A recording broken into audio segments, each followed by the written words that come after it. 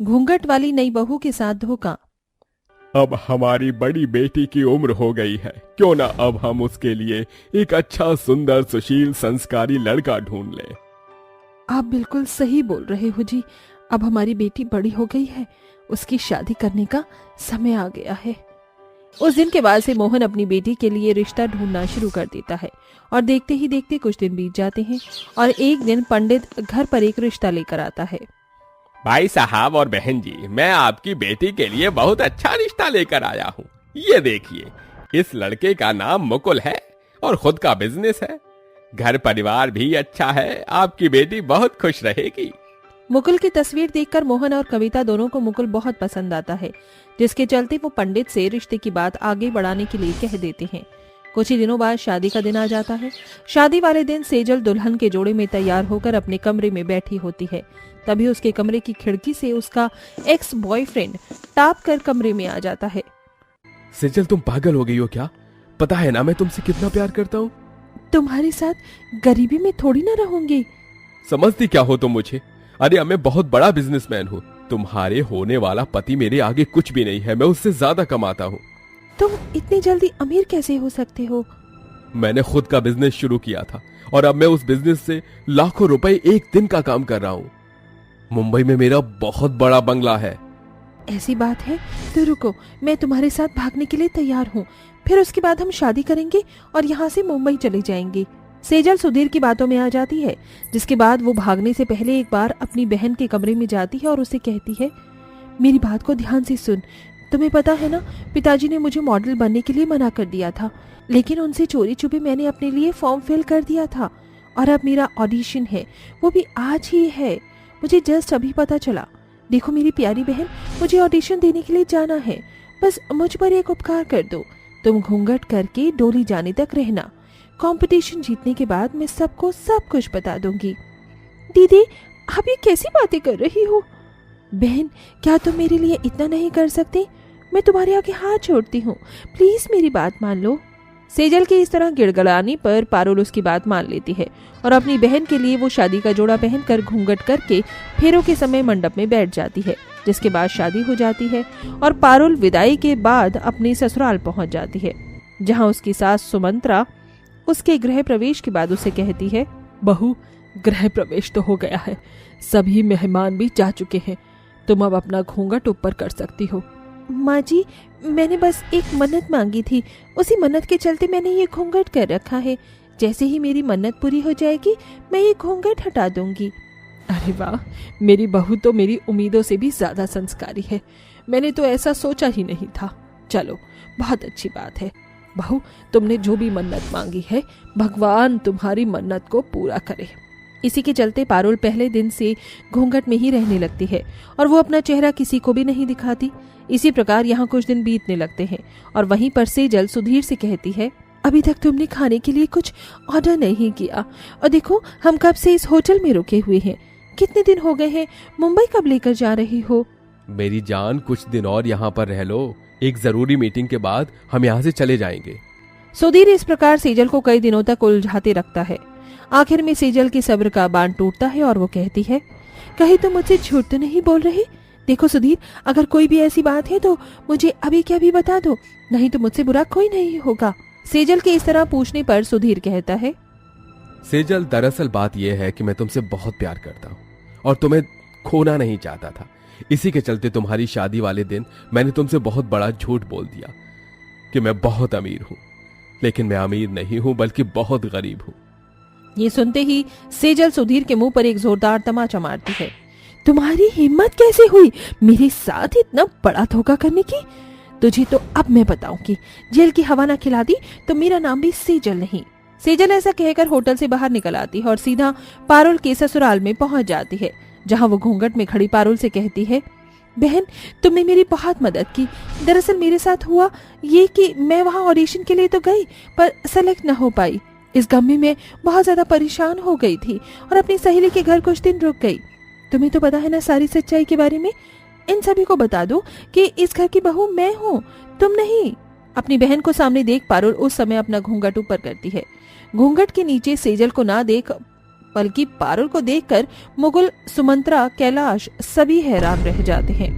कैसा तमाशा है यहाँ पर, मुझे कुछ समझ नहीं आ रहा। हमने तो सेजल से अपने बेटे का रिश्ता जोड़ा था, लेकिन सेजल यहाँ पर है और घूंघट के नीचे पारुल तुम क्या कर रही हो? दरअसल शादी वाले दिन सेजल दीदी का एक कंपटीशन था, वो मॉडल बनना चाहती थी। पिताजी ने उन्हें इस चीज की परमिशन नहीं दी थी और वो अपने सपने को पूरा करना चाहती थी। बस इसी के चलते मैंने अपनी बहन की मदद करनी चाहिए, जो कि मुझे ऐसा नहीं करना चाहिए था। मैं आप सभी से माफी मांगती हूँ।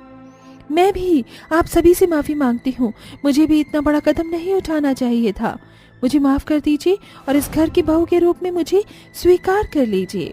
सेजल के ऐसा कहने पर मुकुल, कैलाश और सुमंत्रा सभी सोच में पड़ जाते हैं। जो भी हुआ बहुत बड़ी बात है, लेकिन इस बारे में सोचने के लिए हमें कम से कम एक दिन का समय तो चाहिए होगा। सुमंत्रा के ऐसा कहने के बाद सभी लोग अपने अपने काम करने लगते हैं। उस दिन सेजल उन्हीं के घर में रुकती है। रात को सोने से पहले सेजल अपने दिमाग में सोचती है, अच्छा हुआ जो मैंने अपनी बहन से झूठ बोल दिया, वरना तो मेरा ये हाल होता। धोबी का कुत्ता न घर का न घाट का। अब मुझे कम से कम मेरा ससुराल तो मिल जाएगा और ये लोग भी बहुत अमीर हैं। ऐसा सोचकर सेजल सो जाती है। तो वहीं अपने ससुराल को इतना समझने और करीब आने के बाद पारुल को बहुत दुख होता है और वो सोने से पहले खुद से कहती है, क्या मुझे ये पूरा परिवार छोड़कर वापस अपने घर जाना होगा? सब लोग मेरे बारे में क्या सोचेंगे? मुझे तो कुछ समझ ही नहीं आ रहा। दोनों बहन इसी प्रकार इस तरह सोचकर सो जाती हैं। अगले दिन जब सवेरा होता है तो सुमंत्रा पारुल और सेजल को बुलाकर उनसे कहती है, देखा जाए तो इस घर की बहू सेजल ही होनी थी, जो कि ना हो पाई। लेकिन हर इंसान से एक गलती हो जाती है और उसे दूसरा मौका देना चाहिए। इसी के चलते हम सभी ने फैसला किया है कि हम सेजल को एक मौका देंगे। ये सुनते ही पारुल की आंखों में नमी आ जाती है। तो वहीं सेजल बहुत खुश होती है, लेकिन तभी वहां सुधीर आ जाता है और उसी समय सभी के सामने सेजल की सारी पोल पट्टी खोल देता है। आप लोग जिसे घर की बहू बनाने की सोच रहे हो, दरअसल वो तो एक आस्तीन का सांप है। अरे ये लड़की इतनी लालची है कि मेरे ये कहते ही कि मैं बहुत ज्यादा अमीर हूँ, मेरे साथ अपनी शादी वाले दिन भाग गई। और जब इसे पता चला कि मैं बहुत गरीब हूँ तो मुझे छोड़कर आप लोगों के पास आ गई। इसने अपनी बहन के बारे में भी एक बार नहीं सोचा और इस जैसी लड़की को आप इस घर की बहू बनाना चाहोगे? अब फैसला आपके हाथों में है। ये सुनते ही पारुल के पैरों तले जमीन खिसक जाती है और वो अपनी बहन से कहती है, आप अपनी छोटी बहन के साथ ऐसा कर सकती हो दीदी? मैंने कभी अपने सपने में भी नहीं सोचा था कि मेरी बहन मुझे ही धोखा दे देगी। जब सच्चाई सामने है तो अब हमें इसे झुटला नहीं सकते। इस घर की बहू पारुल है तो पारुल ही रहेगी। सेजल, तुम इस घर की बहू नहीं बन सकती। सेजल की सच्चाई सामने आने के बाद सेजल सभी से माफी मांगती है और खास तौर पर वो अपनी बहन पारुल से भी माफी मांगती है, जिसके बाद वो उसकी जिंदगी से हमेशा के लिए चली जाती है और पारुल अब बिना घूंघट के अपने ससुराल में खुशी खुशी रहने लगती है। अरे बहन रेखा, तेरी बेटी अब बड़ी हो गई है। कब तक कुंवारी बेटी को घर में रखेगी? क्या बताऊं सविता बहन तुम्हें, हमारे हालात इतने बुरे हैं कि हम माँ बेटी 2 वक्त की रोटी भी बड़ी मुश्किल से खाती हैं। ऊपर से भगवान ने मेरे पति को भी अपने पास बुला लिया। मुझे दिन रात ये सोचकर बहुत टेंशन होती है कि बिना पैसों के मैं अपनी बेटी के हाथ पीले कैसे करूंगी। अरे कौन कहता है तुझे कि तेरी बेटी की शादी में तेरा 1 रुपया भी खर्च होगा? तुझे नहीं पता क्या? आजकल तो सरकार ने हम जैसे गरीबों के लिए कई सारी सुख सुविधाएं निकाली है। क्या कहना चाहती है बहन? मुझे तेरी बात समझ नहीं आई। अपनी बेटी के नाम का फॉर्म भरा दे। आजकल सरकार गरीब लड़कियों की शादी खुद करवाती है। ऊपर से शादी होने के बाद बेटी के नाम पर खाते में पैसे भी आते हैं। और तो और तुझे लड़का ढूंढने की भी जरूरत नहीं। अच्छी लड़कियों को देखकर अमीर घर के लोग खुद रिश्ता तय कर देते हैं। क्या बात है सविता बहन, मुझे तो इसके बारे में जरा भी अंदाजा नहीं था। मैं इस योजना में अपनी बेटी का नाम जरूर लिखवाऊंगी। रेखा ये सुनकर बहुत खुश होती है, जिसके बाद वो अपनी सहेली के घर से वापस अपने कच्चे मकान में बेटी के पास पहुंचती है। अरे डोली, ओ डोली, अरे कहाँ है बेटी? देख तेरी माँ तेरे लिए कितनी अच्छी खुशखबरी लेकर आई है। रेखा अपनी बेटी डॉली को उसकी शादी के बारे में बताती है। सच कह रही हो क्या माँ? अब मेरी भी शादी हो जाएगी, फिर मेरे बिना आप अकेली कैसे रहोगी? अरे मेरी बेटी, ऐसा मत सोच। हर बेटी की एक ना एक दिन शादी हो जाती है। तेरी भी होनी थी। तेरी माँ तो तेरे हाथ पीले होने के बाद बिना किसी टेंशन के आराम से जिंदगी जिएगी। रेखा अपनी बेटी की शादी को लेकर बहुत खुश थी। वो सरकार की इस योजना में अपनी बेटी की शादी बहुत अच्छे से करवा देती है, जिसके बाद डॉली की शादी होकर वो एक अमीर घराने में जाती है। आओ बहू, इसे अपना ही घर समझो। आज से तुम इस बड़े से घराने के बहू हो। वैसे तुमने ये 3rd क्लास का जो लहंगा पहना है अच्छा नहीं है। देखो, शाम को तुम्हारी मुंह दिखाई के फंक्शन में तुम्हारे कमरे में रखा हुआ लहंगा पहन लेना। सरस्वती गृह प्रवेश के समय ही ऐसी बातें करती है, जिसे सुनकर डॉली को अजीब लगता है। वो गृह प्रवेश के बाद अपने कमरे में जाती है और अपनी सास के दिए हुए कपड़े पहन लेती है, जिसके बाद वो शाम के फंक्शन में उसे सारे लोग शगुन देते हैं, तो कुछ लोग उसके ऊपर उसकी गरीबी के चलते हंसते हैं। अगले दिन डॉली अपनी रसोई की रस्म को करने के लिए रसोई में पहुंच जाती है। मुझे तो ये भी नहीं पता कि मेरे ससुराल वालों को कैसा खाना पसंद है। क्या वो खाना पसंद करते हैं? क्या करूं, क्या बनाऊं, कुछ समझ नहीं आ रहा। एक काम करती हूँ, मीठे में गाजर का हलवा और नाश्ते में पालक पनीर बना लेती हूँ। डॉली ऐसा सोचकर सभी के लिए मीठे में गाजर का हलवा और नाश्ते में पालक पनीर बनाती है। नाश्ते की टेबल पर जब सभी लोग डॉली के हाथों का खाना खाते हैं तो सभी तारीफ करते हैं। ये पालक पनीर की सब्जी तो बहुत ही स्वादिष्ट बनी है। किसने बनाई है? नंजी, ये पालक पनीर की सब्जी मैंने बनाई है। आपको खाकर कैसी लगी? सच बताओ तो तुम जैसे गरीबों से इतनी अच्छी सब्जी बनाने की उम्मीद नहीं थी। वैसे सब्जी बहुत अच्छी बनी है। अरे अमीर गरीब की क्या बात है, खाने में स्वाद तो है ना। चलो माँ, अब एक काम करो, घर से सब्जी बनाने वाले नौकरों को निकाल दो। आज से घर में खाना डॉली ही बनाएगी। अरे बेटा, नौकरों को निकालने की बात कर रहा है। मैं तो पहले ही सोचकर बैठी थी, इसलिए मैंने बहुत पहले ही सभी नौकरों को घर से हमेशा के लिए निकाल दिया है। अब हमारे घर में बहू आ गई है, वो खुद ही हमारा घर संभाल लेगी। सरस्वती की ये बात डॉली को थोड़ी अटपटी लगती है, लेकिन वो किसी से कुछ भी नहीं कहती और चुपचाप अपना काम करती रहती है। ऐसे ही कुछ दिन बीत जाते हैं और विक्रम घर पर पीकर आने लगता है। दो पैग मार और भूल जा, दो पैग मार और भूल जा। जैसे ही डॉली विक्रम को ऐसी हालत में देखती है तो उसे बहुत बुरा लगता है और वो अपने पति विक्रम से पूछती है, अरे ये क्या, आप शराब भी पीते हो? मुझे तो पता ही नहीं था। देखिए, शराब सेहत के लिए बिल्कुल भी सही नहीं होती, इसलिए शराब पीना छोड़ दीजिए। विक्रम डॉली के मुंह से ये सुनते ही उसके मुंह पर एक जोरदार तमाचा मारता है।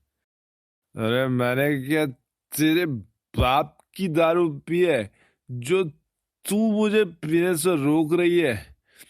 अरे तू होती कौन है मुझे रोकने वाली? अगर मेरी शराब और मेरे बीच में तू आई तो तू तू तो फिर तू सोच लेना, मेरे से बुरा कोई नहीं होगा। बेचारी डॉली एक चाटे में ही रोती रह जाती है। उसे बहुत बुरा लगता है। उस रात उसे नींद तक नहीं आती। वो सारी रात यहाँ से वहां करवटें बदलती रहती है। ऐसे ही उसका पति जुए और शराब की लत में इतना ज्यादा गिर जाता है कि वो जुए में धीरे धीरे अपना सब कुछ हारने लगता है। वहीं दूसरी तरफ पारुल और सरस्वती दोनों डॉली से घर में नौकरों की तरह काम करवाती हैं और उसे कभी भी मारती पीटती रहती हैं। बहुत ज्यादा कामचोर हो गई है तू। अरे तुझे क्या लगता है कि मैं तेरे नखरे यहाँ झेलूंगी? सरस्वती ऐसा कहने के बाद बेचारी डॉली को मारती पीटती है। वहीं विक्रम धीरे धीरे जुए शराब की वजह से सब कुछ हार जाता है, जिसके चलते वो अर्श से फर्श पर आ जाता है। सब कुछ खोने के बाद वो एक किराए के मकान में रहने लगते हैं।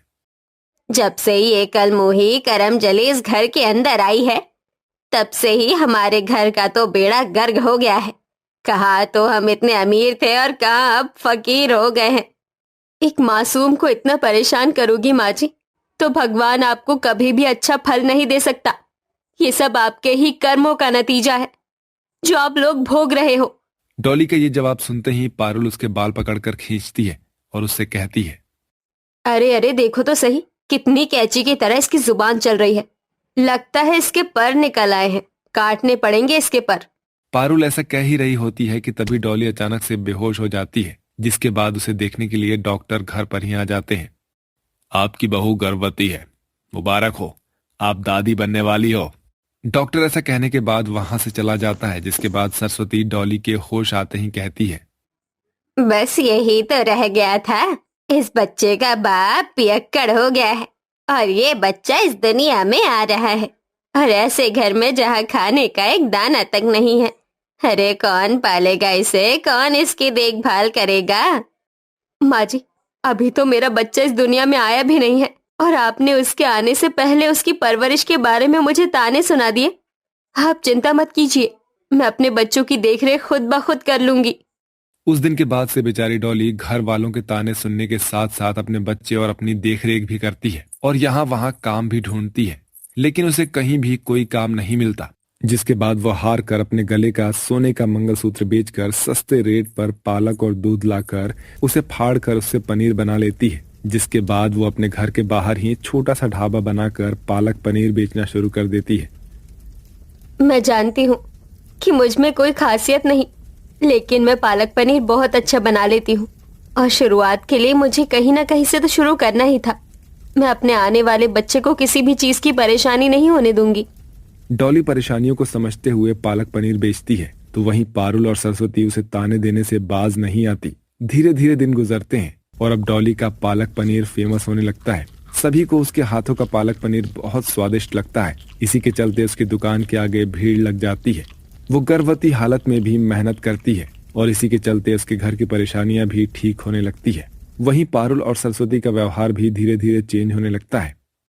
अरे बहू, आ गई तू, बहुत ज्यादा थक गई होगी, आजा यहाँ बैठ जा। अरे पारुल, अपनी भाभी के लिए ग्लास में पानी लेकर आ, मेरी बहू बहुत काम करती है। हाँ हाँ माँ, अभी लेकर आती हूँ भाभी जी के लिए पानी। डॉली के कमाने से जो इज्जत उसने गरीबी हालत में खोई थी वो उसे वापस मिल जाती है।